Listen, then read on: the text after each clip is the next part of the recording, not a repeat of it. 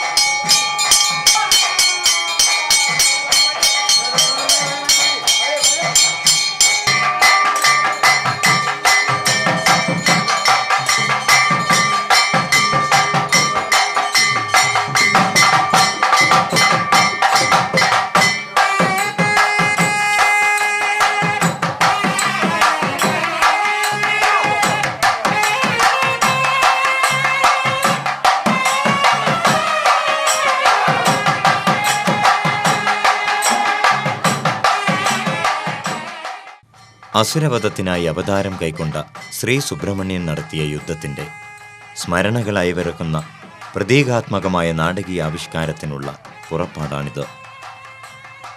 ശ്രീ സുബ്രഹ്മണ്യൻ അച്ഛനായ ശ്രീ പരമേശ്വരൻ്റെ അനുഗ്രഹത്തിനായി തിരുവണ്ണൂർ ശിവക്ഷേത്രത്തിലേക്കും അമ്മയായ ശ്രീ പാർവതിയുടെ അനുഗ്രഹത്തിനായി പന്നിയങ്കര ദുർഗാദേവി ക്ഷേത്രത്തിലേക്കുമുള്ള യാത്രയാണ് ശൂരസംഹാരത്തിൻ്റെ ആദ്യപടികൾ. അസുരചക്രവർത്തിയായ താരകാസുരൻ സർവ്വലോകാധിപത്യത്തിനായി ബ്രഹ്മസന്നിധിയിൽ ഘോര തപസ്സനുഷ്ഠിക്കുകയുണ്ടായി. താരകാസുരന്റെ തപസ്സിൽ സന്തുഷ്ടനായ ബ്രഹ്മാവ് പ്രത്യക്ഷ ദർശനം നൽകി. അസുരപ്രമാണി ശിവപുത്രനല്ലാതെ മറ്റാരാലും താൻ വധിക്കപ്പെടരുതെന്ന വരം ബ്രഹ്മാവിൽ നിന്നും നേടിയെടുത്തു. താരകാസുരന്റെ സോദരനും ശിവഭക്തനുമായ ശൂരപത്മാസുരനും ഇതേ വരപ്രാപ്തിക്ക് വേണ്ടി ശിവഭഗവാനെ തപസ് ചെയ്യുകയും പ്രത്യക്ഷനായ സംഹാരമൂർത്തിയിൽ നിന്നും വരം നേടിയെടുക്കുകയുമുണ്ടായി. വരഫലം കൊണ്ടും കരഫലം കൊണ്ടും അജയ്യരായി തീർന്ന ഈ അസുരവീരന്മാർ ത്രിലോകങ്ങളെയും കീഴ്പ്പെടുത്തി ഭരണം ആരംഭിച്ചു. ഇങ്ങനെ സുരലോകവും നരലോകവും ഒരുപോലെ ക്ലേശിക്കുന്ന കാലത്ത് ഇന്ദ്രാദിദേവന്മാർ താരകാസുരന് വരദാനം നൽകിയ ബ്രഹ്മാവിനെ ചെന്ന് കാണുന്നു. ദേവന്മാരുടെ ദുഃഖം കണ്ടപ്പോൾ ബ്രഹ്മദേവൻ ധർമ്മസങ്കടത്തിലായി. വരദാനം ചെയ്ത താൻ തന്നെ വരപ്രഭാവം നിഷ്ഫലമാക്കുന്നത് ശരിയല്ലെന്നും അതിനാൽ സങ്കടനിവൃത്തിക്ക് കൈലാസപതിയെ ശരണം പ്രാപിക്കണമെന്നും നാൻമുഖൻ ദേവഗണങ്ങളെ ഉപദേശിച്ചു. എന്നാൽ ഈ സമയം പരമശിവൻ പ്രാണപ്രേയസിയായ സതി ദാക്ഷായണിയുടെ ദേഹവിയോഗത്താൽ തീവ്ര വൈരാഗിയായി ദക്ഷിണാമൂർത്തിയായി തപോവൃത്തിയിൽ ഏർപ്പെട്ടിരിക്കുകയായിരുന്നു. താരകശൂര പത്മാസുരന്മാരുടെ ഉപദ്രവത്തിൽ നിന്നും ലോകത്തെ രക്ഷിക്കാൻ ശിവപുത്രന്റെ ആഗമനം അനിവാര്യമായതിനാൽ ദേവഗണങ്ങൾ അദ്ദേഹത്തെ ലൗകികതയിലേക്ക് ആകർഷിക്കുവാൻ ശ്രമിച്ചു. പ്രാണായാമ നിമഗ്നനായ ശിവനെ ചലിപ്പിക്കുവാൻ ആർക്കും കഴിഞ്ഞില്ല. ഒടുവിൽ ദേവകൾ കാമദേവനെ കാര്യഭാരമേൽപ്പിച്ചു. കാമന്റെ ശ്രമം ശിവനോട് ഫലിച്ചില്ലെന്ന് മാത്രമല്ല, ശിവൻ കാമനെ നേത്രാഗ്നി കൊണ്ട് ചാമ്പലാക്കുക കൂടി ചെയ്തു. സതീദേവിയുടെ പുനരവതാരവും ഹിമവൽ പുത്രിയുമായ പാർവതി പരമേശ്വര പത്നിപദത്തിനായി ഘോര തപസ്സിൽ ഏർപ്പെട്ടിരിക്കുന്ന സമയവുമായിരുന്നു അത്. പാർവതീദേവിയുടെ തപസ്സിൽ സന്തുഷ്ടനായ മഹാദേവൻ ദേവിയെ പാണിഗ്രഹണം ചെയ്യുകയും അവരിൽ മുരുകൻ ജനിക്കുകയും ചെയ്തു. സുബ്രഹ്മണ്യനെ സേനാപതിയായി അഭിഷേകം ചെയ്യപ്പെട്ടതോടുകൂടി ദേവന്മാർക്ക് ഒരു പുതിയ ഉണർവുണ്ടായി. ദേവസൈന്യം സർവസന്നാഹങ്ങളോടും കൂടി അസുരന്മാരെ പോരിന് വിളിച്ചു. അസുരന്മാർ പോർവിളി സ്വീകരിച്ചു.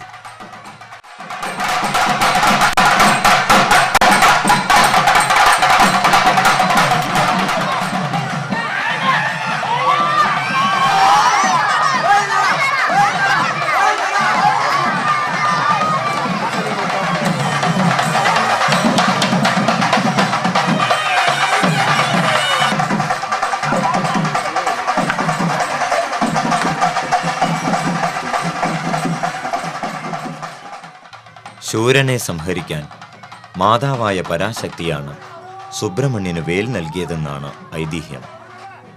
ഈ വേൽമുരുകനാണ് സുബ്രഹ്മണ്യ ആരാധനകളിൽ പ്രാധാന്യം. വലതു കൈയിൽ വേലും ഇടതു കൈയിൽ കടിഹസ്തവും എന്നതാണ് സുബ്രഹ്മണ്യ വിഗ്രഹങ്ങളുടെ പൊതുവെയുള്ള നിയമം. ശത്രുക്കളെ സംഹരിക്കുന്നതിന് പരാശക്തിയിൽ നിന്നും നൽകപ്പെട്ട ശക്തിവേലോടുകൂടി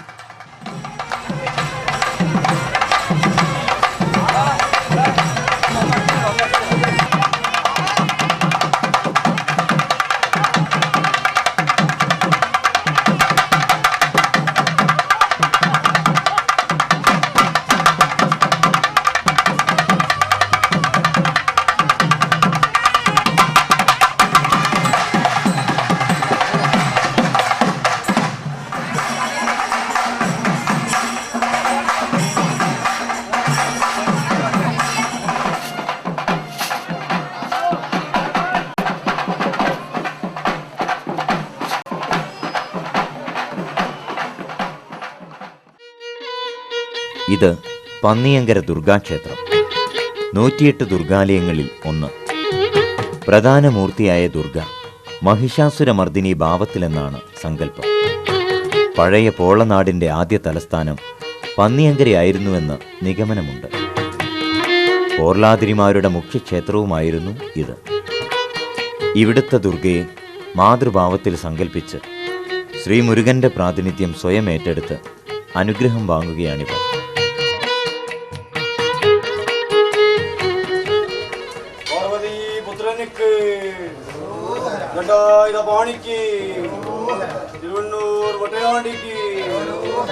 സുബ്രഹ്മണ്യനുക്ക് സൂര്യസംഹാരത്തിക്ക് പാർവതീപുത്രനുക്ക്.